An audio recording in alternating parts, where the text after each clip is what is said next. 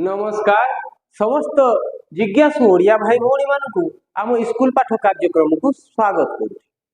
पूर्व अध्याय आमे कोषर साइटोप्लाज्म रे थिबा विभिन्न उपादान एवं कोष अंगिका गुड़िक विषय आमे आलोचना करूँ। से कोष अंगिका गुड़िक मध्य गोटे प्रकार कोष अंगिका जहाँ को आमे प्लास्टिड बोली कही थाउ बा लवक बोली कही थाउ। से प्लास्टिड बा लवक संबंध रे आज आलोचना करिबा।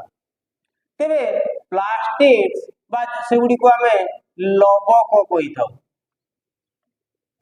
सेगुडी को लवक बोली आमे कही थाउ। प्लास्टिड साधारणतः तीन प्रकार देखा जाई थाए। साधारणतः तीन प्रकार प्लास्टिड देखा जाई थाए। गोटे आमे को क्लोरोप्लास्ट, क्लोरोप्लास्ट, क्रोमोप्लास्ट, क्रोमोप्लास्ट आउ ल्यूकोप्लास्ट, ल्यूकोप्लास्ट, ल्यूकोप्लास्ट। तेबे ना गुडी करू आमे एमान को चिन्हिबा केमिति। क्लोरो कहिले सबुज, क्लोरो कहिले सबुज बा हरित। हिंदी रे सबुज रंग को हरा रंग बोली कहा जाए। तेणु सबुज बा हरित रंग,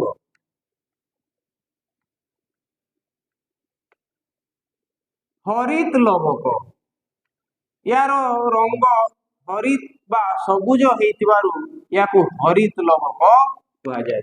एई हरित लवक पाई ही उद्भिदर पत्र गुड़िक सबुज देखा जाई थाए बा उद्भिद रे जो सबुज अंश गुड़िक आमे देखू, जो अंश गुड़िक सबुज रंग हेई थाए सेथिरे आमे क्लोरोप्लास्ट थाए बोली कहू। क्रोमोप्लास्ट बा जहाँ को आमे कहू वर्ण लवक, वर्ण लवक, वर्ण कहले रंग, वर्ण लवक, वर्ण लवक कौन ए हरित लवक बा सबुज रंगर लवक गुड़ी को छाड़ी बाकी उद्भिद रे आउ जेते प्रकार रंगर लवक देखा जाए से गुड़ी को आमे वर्ण लवक बोली कही थाउ। विभिन्न रंगर ए वर्ण लवक बा क्रोमोप्लास्ट देखा जाई थाए। उद्भिदर फल, फूल, पत्र, कांड इधरे अनेक प्रकार रंग देखा जाई थाए। से गुड़ी को ए क्रोमोप्लास्ट जो ही देखा जाई थाए। तापरे ल्यूकोप्लास्ट, ल्यूकोप्लास्ट को हमें श्वेत लवक, श्वेत लवक बोली कही थाउ। श्वेत लवक ल्यूको, ल्यूको शब्दर अर्थ होची धड़ा बा श्वेत बा स्वच्छ, स्वच्छ बा धड़ा बा श्वेत। तेणु याकू श्वेत लवक बोली आमे कही थाउ।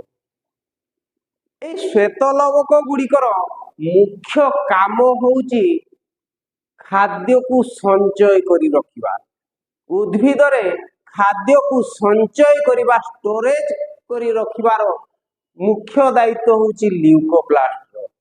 ए तीन प्रकार रो जो प्लास्टिड बा लवक आमे आलोचना करूचे जो मानक विषय रे, ए समस्त प्रकार लवक उद्भिद कोष रे ही देखा जाई थांती। एगुड़ी को प्राणी कोष रे देखा जाई न थांती।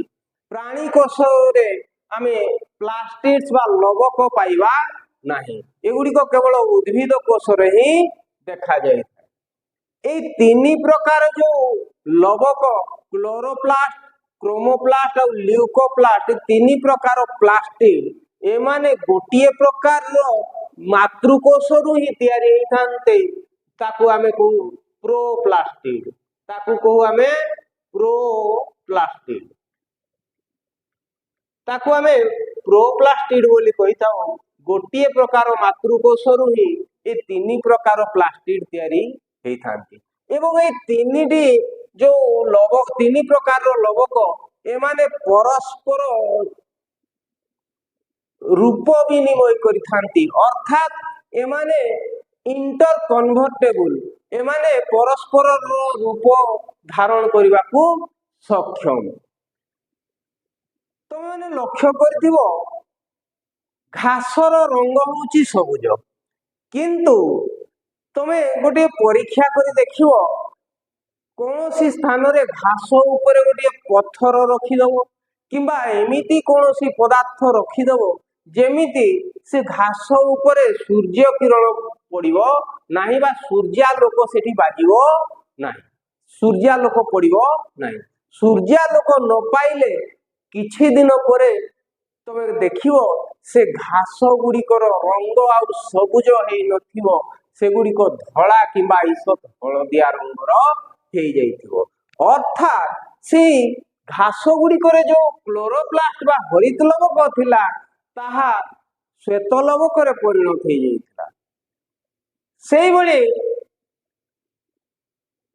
क्लोरोप्लास्ट क्रोमोप्लास्ट रे भी परिणत हेई पारे तमे माने लक्ष्य करथिबो पत्र गुड़िक साधारणतः सबुज रंगर थाए किंतु जेतेबेले पत्र गुड़िक पाकल हो जाए बा पत्र गुड़िक वृद्धावस्था को आसी जाए सेतेबेले पत्र गुड़िकर रंग साधारणतः हलदिया रंग हेबा आरंभ हो जाए यार कारण हैला से पत्र गुड़िकर थिबा हरित लवक बा सबुज लवक गुड़िक बा क्लोरोप्लास्ट गुड़िक क्रमे क्रोमोप्लास्ट रे परिणत हो जाई था तेबे ल्यूकोप्लास्ट रो मुख्य काम बा श्वेत लवक गुड़िकर मुख्य काम होउची संचय करिबा बा स्टोरेज करिबा संचय बा स्टोरेज कौन स्टोर करिवो ये स्टोरेज कौन करिवो खाद्य रो स्टोरेज करिवो खाद्य गामे साधारणतः केते प्रकार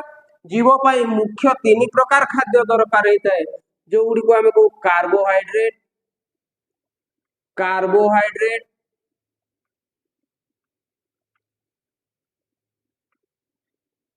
प्रोटीन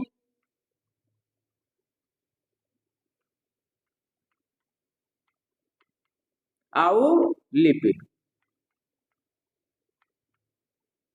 ये तीन प्रकार खाद्य को स्टोर करी रखी थाए ये ल्यूकोप्लास्ट विभिन्न प्रकार ल्यूकोप्लास्ट यही प्रकार खाद्य गुड़ी को कार्बोहाइड्रेट प्रोटीन लिपिड भली खाद्य गुड़ी को उद्भिद रे स्टोर करिबा संचय करी रखी थाए आमे बा जीव माने उद्भिदर से संचित खाद्य को चोरी करी खाइदो बा लुटी करी खाइदो साधारणतः आमे से उद्भिदर से अंश गुड़ी को खाई थाउ जोठी उद्भिद यही प्रकार खाद्य संचय करी रखी थाए तेबे ल्यूकोप्लास्ट रो मुख्य काम हैला संचय करिबा बा स्टोरेज करिबा क्रोमोप्लास्ट उद्भिद को विभिन्न रंग प्रदान करि थाए आउ किछि परिमाण रे से एक उद्भिदर खाद्य तैयारी रे मध्य सहाय्य करि थाए तेबे यांको भितरु मुख्य लवकटी हैला क्लोरोप्लास्ट जहा को आमे खाद्यर उच्च बोली कहि थाउ अर्थात समग्र जीव जगत पाई खाद्यर उच्च भाव रे परिगणित करा जाय थाए क्लोरोप्लास्ट को एई थारु ही समग्र जीव जगत पाई खाद्य उत्पादन हेई थाए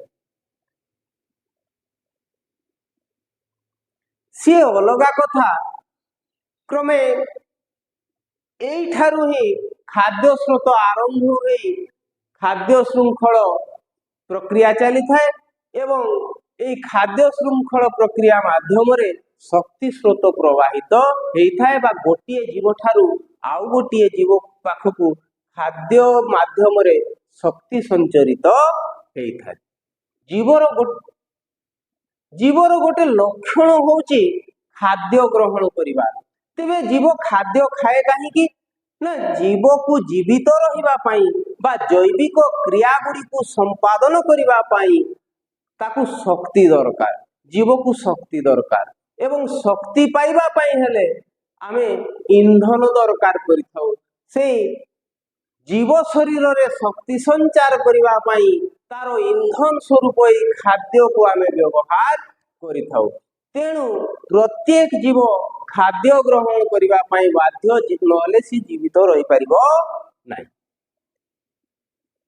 तेबे जीव कोन सबु प्रकार खाद्य खाई पारे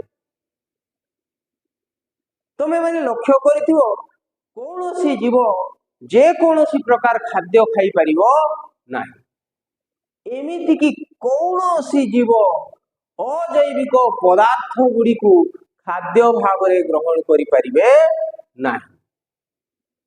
जदि एमिति संभव होता प्रकृति आमको से क्षमता दे था आमे जे कौन पदार्थ को खाई आमर खाद्य चाहिदा मेंटेई पारु थांते ताले केते सुंदर ही थांता। पृथ्वी रे बा ए जीव जगत रे कहा की खाद्य चिंता करने को पड़ता नहीं ना। जेहेतु पेट पाई खाद्य दरकार तेणु जे कौन जीव होना कहीं से खाद्यर संधान करि थाए बा खाद्य खोजी थाए खाद्य जोगाड़ करि थाए। जदि खाद्य जोगाड़ करिवार चिंता न था आमे जे कौन पदार्थ जे कौन समय रे खाई दे पारु थांते बा खाद्य भाव रे ग्रहण करि पारु थांते तेबे केते सुंदर होता। किंतु टिके चिंता कर पृथ्वी रे आज पर्यंत जेते जीव जन्म नहीं समस्त खाद्य दरकार थिला समस्ते खाद्य खाई थांते।